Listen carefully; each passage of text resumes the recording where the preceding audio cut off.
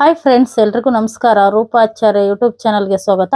ಇವತ್ತು ಆನಿಯನ್ ಪಕೋಡ ಹೇಗ್ ಮಾಡೋದು, ಇದಕ್ಕೆ ಏನೆಲ್ಲ ಇಂಗ್ರೀಡಿಯೆಂಟ್ಸ್ ಬೇಕು ಅಂತ ನೋಡ್ಕೊಬರೋಣ. ಚಳಿಗಾಲದಲ್ಲಂತೂ ತುಂಬಾನೇ ಸ್ಪೈಸಿಯಾದ ರೆಸಿಪಿ ಅಂತಲೇ ಹೇಳ್ಬೋದು. ಹಾಗಾದ್ರೆ ಕ್ವಿಕ್ ಆಗಿ ಈಸಿಯಾಗಿ ಹೇಗೆ ಈರುಳ್ಳಿ ಪಕೋಡನ ರೆಡಿ ಮಾಡೋದು ಅಂತ ನೋಡ್ಕೊಂಡ್ಬಂದ್ಬಿಡೋಣ ಬನ್ನಿ. ಅದಕ್ಕಿಂತ ಮೊದಲು ಯಾರೆಲ್ಲ ನನ್ನ ಚಾನಲ್ಗೆ ಇನ್ನೂ ಸಬ್ಸ್ಕ್ರೈಬ್ ಮಾಡ್ದಾನೆ ನೋಡ್ತಿದ್ದೀರಾ, ಪ್ಲೀಸ್ ಸಬ್ಸ್ಕ್ರೈಬ್ ಮಾಡಿ. ಮೊದಲಿಗೆ ಒಂದು ಪಾತ್ರೆನ ಇಟ್ಕೊಂಡಿದ್ದೀನಿ. ಅದಕ್ಕೇನೆ ಕಟ್ ಮಾಡಿದಂತ ಈರುಳ್ಳಿನ ಹಾಕೊಳ್ತಾ ಇದ್ದೀನಿ. ನಾನಿಲ್ಲಿ 3 ಆನಿಯನ್ ತಗೊಂಡಿದ್ದೆ. ಅದನ್ನ ಸಣ್ಣದಾಗಿ ಕಟ್ ಮಾಡ್ಕೊಂಡಿದ್ದೀನಿ. ತುಂಬಾ ಸಣ್ಣದಾಗಿ ಉದ್ದುದ್ದಾಗಿ ಕಟ್ ಮಾಡ್ಕೊಳ್ಬೇಕು. ನೋಡಿ, ಈರುಳ್ಳಿ ಎಲ್ಲ ಹಾಕೊಂಡು ಈ ರೀತಿಯಾಗಿ ಮಿಕ್ಸ್ ಮಾಡ್ಕೋಬೇಕಾಗುತ್ತೆ. ಮಿಕ್ಸ್ ಮಾಡ್ಕೊಳ್ಳೋದ್ರಿಂದ ಈ ತರ ಬಿಡಿ ಬಿಡಿ ಆಗುತ್ತೆ. ನೋಡಿ, ತುಂಬಾನೇ ಚೆನ್ನಾಗಿ ಬಿಡಿ ಬಿಡಿ ಆಗಿದೆ. ನೆಕ್ಸ್ಟ್ ಇದಕ್ಕೇನೆ ಸ್ವಲ್ಪ ಶುಂಠಿನ ಹಾಕೊಳ್ತಾ ಇದೀನಿ ಕ್ರಶ್ ಮಾಡಿ. ಹಾಗೇನೆ ಬೆಳ್ಳುಳ್ಳಿ ಕೂಡ ಒಂದ್ 4ರಿಂದ 5 ಇಕ್ಲುನ ಕ್ರಶ್ ಮಾಡಿ ಹಾಕೊಳ್ತಾ ಇದೀನಿ. ಹಾಗೇನೆ ಕರಿಬೇವಿನ ಎಲೆ ಕೂಡ ಹಾಕೊಳ್ತಾ ಇದೀನಿ. ನೆಕ್ಸ್ಟ್ ಸಾಲ್ಟ್ ನ ಹಾಕೊಳ್ತಾ ಇದೀನಿ. ಅರ್ಧ ಟೇಬಲ್ ಸ್ಪೂನ್ ಅಷ್ಟು ಸಾಲ್ಟ್ ನ ಹಾಕೊಂಡಿದೀನಿ. ಇದಕ್ಕೇನೆ ಅಕ್ಕಿ ಹಿಟ್ಟನ್ನ ಹಾಕೊಳ್ಬೇಕಾಗುತ್ತೆ. 2 ಟೇಬಲ್ ಸ್ಪೂನ್ ಅಷ್ಟು. ತುಂಬಾ ಗರಿ ಗರಿಯಾಗಿ ಬರುತ್ತೆ ಪಕೋಡ, ಅದಕ್ಕೋಸ್ಕರ ಅಕ್ಕಿ ಹಿಟ್ಟನ್ನ ಸ್ವಲ್ಪ ನಾನು ಜಾಸ್ತಿನೇ ಹಾಕೊಂಡಿದೀನಿ. ನೆಕ್ಸ್ಟ್ ಇದಕ್ಕೇನೆ ಕಡಲೆ ಹಿಟ್ಟನ್ನ ಹಾಕೊಳ್ತಾ ಇದೀನಿ. ನೋಡ್ಕೊಂಡು ಕಡಲೆ ಹಿಟ್ಟನ್ನ ಹಾಕೊಳ್ಳಿ. ತುಂಬಾ ಜಾಸ್ತಿ ಹಾಕೊಂಡ್ರೆ ಬೋಂಡ ತರ ಆಗುತ್ತೆ. ಹಾಗಾಗಿ ಕಡಲೆ ಹಿಟ್ಟನ್ನ ಮಿಕ್ಸ್ ಮಾಡ್ಕೊಂಡು ನೋಡ್ಕೊಂಡು ಹಾಕೊಳ್ಬೇಕಾಗುತ್ತೆ. ನೋಡಿ, 2 ಟೇಬಲ್ ಸ್ಪೂನ್ ಅಷ್ಟು ಹಾಕೊಂಡಿರ್ತೀನಿ ಇವಾಗ. ನೆಕ್ಸ್ಟ್ ನೋಡ್ಕೊಂಡು ನಾನು ಕಲ್ಸ್ಕೊಬೇಕಾದ್ರೆ ಹಾಕೊಳ್ತೀನಿ. ಚಿಟಿಕೆಯಷ್ಟು ಅಡಿಗೆ ಸೋಡಾನ ಹಾಕೊಂಡಿದೀನಿ. ಹಾಗೇನೆ ಅರ್ಧ ಟೇಬಲ್ ಸ್ಪೂನ್ ಅಷ್ಟು ಅಚ್ಚ ಖಾರದ ಪುಡಿನೂ ಹಾಕೊಂಡು ಮಿಕ್ಸ್ ಮಾಡ್ಕೊಳ್ಳೋಣ. ಫಸ್ಟೇ ನೀರು ಹಾಕೊಂಡು ಮಿಕ್ಸ್ ಮಾಡ್ಕೊಳ್ಬಾರ್ದು. ಏಕೆ ಅಂದ್ರೆ ಆನಿಯನ್ನಲ್ಲಿ ನೀರಿನ ಅಂಶ ಇರೋದ್ರಿಂದ ಮೊದಲು ಈ ರೀತಿಯಾಗಿ ಮಿಕ್ಸ್ ಮಾಡ್ಕೊಳ್ಬೇಕಾಗುತ್ತೆ. ಆಮೇಲೆ ನೀರು ಹಾಕೊಂಡು ಕಲ್ಸ್ಕೊಳ್ಬೇಕಾಗುತ್ತೆ. ಇಲ್ಲಾಂದ್ರೆ ತೆಳ್ಳಕ್ಕಾಗೋ ಚಾನ್ಸಸ್ ಇರುತ್ತೆ. ಆಗ ಪಕೋಡ ತರ ಬರಲ್ಲ, ಬೋಂಡ ತರ ಆಗ್ಬಿಡುತ್ತೆ. ಅದಕ್ಕೋಸ್ಕರ ಫಸ್ಟ್ ಈ ರೀತಿಯಾಗಿ ಮಿಕ್ಸ್ ಮಾಡ್ಕೊಳ್ಬೇಕಾಗುತ್ತೆ. ನೋಡಿ, ಮಿಕ್ಸ್ ಮಾಡ್ಕೊಳ್ತೀನಿ ನಾನು ನೀಟಾಗಿ. ಇನ್ನೊಂದ್ ಸ್ವಲ್ಪ ಕಡಲೆ ಇಟ್ಬೇಕಾಗಿತ್ತು, ಹಾಗಾಗಿ ಅದನ್ನು ಕೂಡ ಹಾಕೊಂಡು ಮಿಕ್ಸ್ ಮಾಡ್ಕೊಳ್ತೀನಿ. ಹಿಟ್ಟೆಲ್ಲ ಮಿಕ್ಸ್ ಮಾಡಿದ್ಮೇಲೆ ಒಂದು 10 ಮಿನಿಟ್ಸ್ ಬಿಡಬೇಕಾಗುತ್ತೆ. ಟೈಮ್ ಇತ್ತು ಅಂದ್ರೆ ಒಂದು 10 ಮಿನಿಟ್ಸ್ ಆದ್ಮೇಲೆ ವಾಟರ್ನ ಹಾಕೊಂಡು ಮಿಕ್ಸ್ ಮಾಡ್ಕೊಳ್ಳಿ. ಆಗ ಆನಿಯನ್ದೆಲ್ಲ ನೀರಿನ ಅಂಶ ಬಿಟ್ಕೊಂಡು ಸ್ವಲ್ಪ ವಾಟರ್ ಬೇಕಾಗುತ್ತೆ. ನೋಡಿ, ಒಂದು 10 ಮಿನಿಟ್ಸ್ ಆಗಿದೆ. ನಾನು ಆಮೇಲೆ ಕಲ್ಸ್ಕೊಳ್ತಾ ಇದ್ದೀನಿ. ನೋಡ್ತಾ ಇರ್ಬೋದು, ನೀರಿನ ಅಂಶ ಎಲ್ಲ ಬಿಟ್ಕೊಂಡು ಹಿಟ್ಟೆಲ್ಲ ಯಾವ ರೀತಿಯಾಗಿ ಸಾಫ್ಟ್ ಆಗಿದೆ ಅಂತ ನೋಡ್ತಾ ಇರ್ಬೋದು. ಇದಕ್ಕೇನೆ ಸ್ವಲ್ಪ ವಾಟರ್ನ ಹಾಕೊಂಡು ಮಿಕ್ಸ್ ಮಾಡ್ಕೊಳ್ಬೇಕಾಗುತ್ತೆ.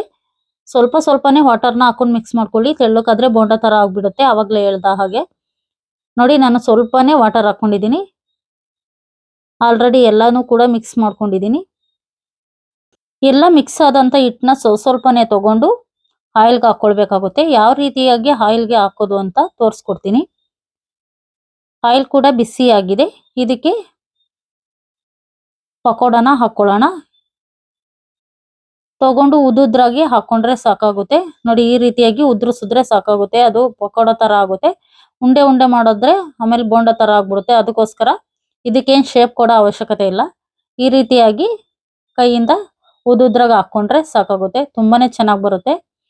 ನಾನು ತೋರಿಸ್ತೀನಿ ಯಾವ ರೀತಿಯಾಗಿ ಬರುತ್ತೆ ಅನ್ಬಿಟ್ಟು.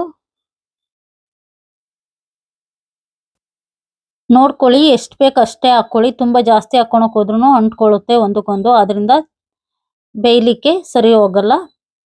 ಈಗ 2 ಮಿನಿಟ್ಸ್ ಬೇಯಿಸ್ಕೊಳ್ಳೋಣ. 2 ಮಿನಿಟ್ಸ್ ಬೆಂದಿದೆ ಇವಾಗ ಪಕೋಡ. ನೋಡಿ, ಈ ರೀತಿಯಾಗಿ ತೇಲ್ತಾ ಇದೆ. ಆದ್ರೆ ನೀವು ಹಾಕಿದ ತಕ್ಷಣ ತಿರ್ಗ್ಸಕ್ ಹೋದ್ರೆ ತಳಕ್ಕೆಲ್ಲ ಅಂಟ್ಕೊಂಡ್ಬಿಟ್ಟಿರುತ್ತೆ ಫ್ರೆಂಡ್ಸ್. ಅವಾಗ ಸರಿ ಹೋಗಲ್ಲ ಪಕೋಡ. ಆದ್ರಿಂದ ಒಂದು 2 ಮಿನಿಟ್ಸ್ ಬೇಯಿಸ್ಕೊಂಡ್ರೆ ಈ ರೀತಿಯಾಗಿ ಎಣ್ಣೆಲಿ ಮೇಲೆ ತೇಲ್ಕೊಂಡ್ ಬಂದಿರುತ್ತೆ. ಆಗ ಉಲ್ಟಾ ತಿರ್ಗ್ಸಾಕಿದ್ರೆ ತುಂಬಾನೇ ಗರಿ ಗರಿಯಾಗಿ ಬರುತ್ತೆ. ನೋಡ್ತಾ ಇರ್ಬೋದು ನೀವೇನೆ ಎಷ್ಟು ಚೆನ್ನಾಗಿ ಗರಿ ಗರಿಯಾಗಿ ಪಕೋಡ ಅಂತೂ ಬೇಯ್ತಾ ಇದೆ ಅನ್ಬಿಟ್ಟು. ತುಂಬಾನೇ ಚೆನ್ನಾಗಿ ಫ್ಲೇವರ್ ಕೊಡ್ತಾ ಇದೆ, ಘಮ ಘಮ ಅಂತ ಇದೆ. ಹಾಗೇನೆ ಇವಾಗ ಚಳಿ ಟೈಮ್ ಕೂಡ, ಸಂಜೆ ಟೀ ಕಾಫಿ ಟೈಮಲ್ಲಿ ಮಾಡ್ಕೊಳ್ಳೋದ್ರಿಂದ ತುಂಬಾನೇ ಚೆನ್ನಾಗಿರುತ್ತೆ. ನೋಡ್ತಾ ಇರ್ಬೋದು ಎಷ್ಟು ಗರಿ ಗರಿಯಾಗಿ ಬಂದಿದೆ ಅನ್ಬಿಟ್ಟು. ತುಂಬಾನೇ ಚೆನ್ನಾಗಾಗಿದೆ. ಇದನ್ನ ಊಟದ ಜೊತೆ ಸೈಡ್ ಡಿಶ್ ಆಗಿ ಕೂಡ ತಗೊಳ್ಬಹುದು. ತುಂಬಾನೇ ಚೆನ್ನಾಗಿರುತ್ತೆ. ಚಿಕ್ಕವರಿಂದ ದೊಡ್ಡವರವರೆಗೂ ಎಲ್ಲರೂ ಕೂಡ ತುಂಬಾನೇ ಇಷ್ಟಪಟ್ಟು ತಿಂತಾರೆ. ನೋಡೋದಲ್ವಾ ಫ್ರೆಂಡ್ಸ್, ಎಷ್ಟು ಈಸಿಯಾಗಿ ಮಾಡ್ಕೊಳ್ಬಹುದು ಅನ್ಬಿಟ್ಟು. ಈ ಚಳಿ ಟೈಮಲ್ಲಿ ಸಂಜೆ ಟೈಮ್ ಸ್ನ್ಯಾಕ್ಸಿಗಂತೂ ಸಖತ್ತಾಗಿರುತ್ತೆ ಫ್ರೆಂಡ್ಸ್. ನೀವು ಕೂಡ ಒಮ್ಮೆ ಟ್ರೈ ಮಾಡಿ, ನಿಮಗೆ ಕೂಡ ಇಷ್ಟ ಆಗುತ್ತೆ. ಈಗ ಪಕೋಡ ಕೂಡ ಬೇಯಿಸ್ಕೊಂಡಿದ್ದಾಗಿದೆ. ಪಕೋಡನೆಲ್ಲ ಎತ್ತಿಟ್ಕೊಂಡ್ಬಿಡೋಣ. ನೋಡ್ತಾ ಇರ್ಬೋದು ತುಂಬಾನೇ ಗರಿ ಗರಿಯಾಗಿ ಬಂದಿದೆ. ವಾವ್, ಎಷ್ಟು ಚೆನ್ನಾಗಿ ಬಂದಿದೆ ಅಂತ ನೀವೇ ನೋಡ್ತಾ ಇರ್ಬೋದು ಫ್ರೆಂಡ್ಸ್. ಎಲ್ಲಾ ಪಕೋಡನು ಕೂಡ ಎತ್ತಿಟ್ಕೊಂಡಿದ್ದಾಗಿದೆ. ನೀವು ಕೂಡ ಟ್ರೈ ಮಾಡಿ, ನಿಮಗೆ ಕೂಡ ಇಷ್ಟ ಆಗುತ್ತೆ. ಈಗ ಉಳಿದಿದ್ದಂತ ಹಿಟ್ಟನ್ನ ಹಾಕೊಂಡು ಬೇಯಿಸ್ಕೊಳ್ಳೋಣ. ಇವಾಗಂತೂ ಚಳಿಗಾಲ, ತುಂಬಾನೇ ಸ್ಪೈಸಿ ಆಗಿರುತ್ತೆ. ಈ ರೀತಿಯಾಗಿ ಸಂಜೆ ಟೈಮ್ ಟೀ ಕಾಫಿ ಟೈಮಲ್ಲಿ ಮಾಡ್ಕೊಂಡ್ರೆ ತುಂಬಾ ಸ್ಪೈಸಿ ಆಗಿರುತ್ತೆ. ತಿನ್ನೋಕಂತೂ ಚಳಿಗಾಲದಲ್ಲಂತೂ ಖಾರವಾಗಿ ಬಾಯಿಗೆ ತುಂಬಾನೇ ಹಿತ ಅನ್ಸುತ್ತೆ. ಚಳಿಗಾಲದಲ್ಲಿ ಈ ರೀತಿಯಾಗಿ ಏನಾದ್ರೂ ಸ್ಪೈಸಿಯಾಗಿ ತಿನ್ಬೇಕು ಅನ್ಸುತ್ತೆ.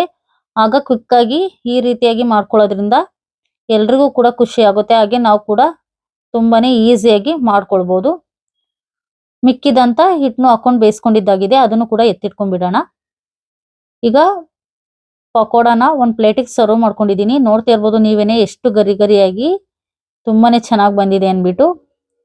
ನೋಡ್ಕೊಂಡ್ರಲ್ವಾ ಫ್ರೆಂಡ್ಸ್, ಎಷ್ಟು ಈಸಿಯಾಗಿ ಈರುಳ್ಳಿ ಪಕೋಡಾನ ಕ್ವಿಕ್ ಆಗಿ ಮಾಡ್ಕೊಳ್ಬಹುದು ಅನ್ಬಿಟ್ಟು. ನಿಮಗೆ ಕೂಡ ಈ ವಿಡಿಯೋ ಇಷ್ಟ ಆಗಿದೆ ಅನ್ಕೊಂಡಿದ್ದೀನಿ. ಪ್ಲೀಸ್ ಇಷ್ಟ ಆದರೆಲ್ಲ ಒಂದು ಲೈಕ್ ಮಾಡಿ, ಶೇರ್ ಮಾಡಿ, ಸಬ್ಸ್ಕ್ರೈಬ್ ಮಾಡಿ ಅಂತ ಕೇಳ್ಕೊಂತಿದ್ದೀನಿ. ಹಾಗೇನೆ ಪಕ್ಕದಲ್ಲಿ ಕಾಣೋ ಬೆಲ್ ಐಕನ್ನು ಕ್ಲಿಕ್ ಮಾಡ್ಕೊಳ್ಳಿ. ನಾನ್ ಮಾಡೋ ವಿಡಿಯೋ ಎಲ್ಲ ಫಸ್ಟ್ ನೀವೇ ನೋಡ್ಬೋದು, ನೋಟಿಫಿಕೇಶನ್ ಬರುತ್ತೆ. ಇನ್ನು ವೆರೈಟಿ ವಿಡಿಯೋದೊಂದಿಗೆ ನಾಳೆ ಬರ್ತೀನಿ friends. Thank you for watching. Bye bye.